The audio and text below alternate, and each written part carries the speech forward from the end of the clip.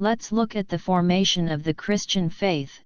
After the death of Jesus Christ, there were followers indoctrinated into the ideology of Christ, but these followers still kept the Jewish traditions. Things only changed when Rome decided to turn to Christianity.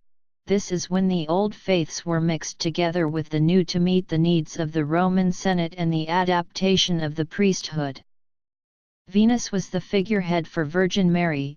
God was depicted similarly to the sun god, Zeus, and Christ as Hercules, half man half god, of who could fly to heaven on a cloud. As with the old pagan faiths, certain famous people could be declared as being a deity. Jesus Christ ideology had been adapted to be new religion, and he had become its first magician and super deity. Of course, Venus would turn up with some interesting message from the gods and magically still appears today in her new character part as Mama Mary. We still have those magic fountains and spas that the Romans believed cured all ailments. Nothing seems to have changed much from the mystic magic of the gods to the miracles of the Catholic faith. Statues of Venus used to cry in the times of crisis. All of the miracles found in the holy books can be reenacted, such as walking on water. Perhaps Jesus, if was alive today, would be eligible as a member of the famous magic circle. The fact that 30 or so Gospels such as Thomas, Nicodemus, and James have not been included within the New Testament by the Church leads to great debate. Due to unbelievable fantastic events within these Gospels, or because of theological orientation, which did not conform to the teaching received from the apostles, shows that the Church has manipulated a man-made religion to suit the Church Council and the Pope's wishes. It is my belief is that the whole idea behind Rome's new religion was to unite, dominate, and control the subjects of the split Roman Empire under one God. If you control the faith of the people, you control the people.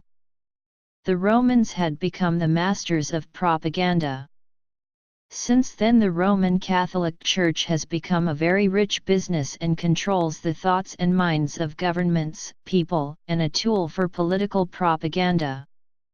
Its strength being in its infective nature, it spreads like a virus down the generations via religious bias, education, and community presence.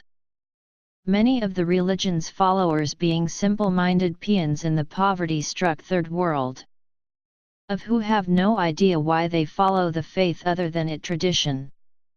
Most of the Christian faiths are run like businesses, some of the cults being run by unscrupulous leaders that are only interested in power and money and have gained trust by the followers by using propaganda and deception.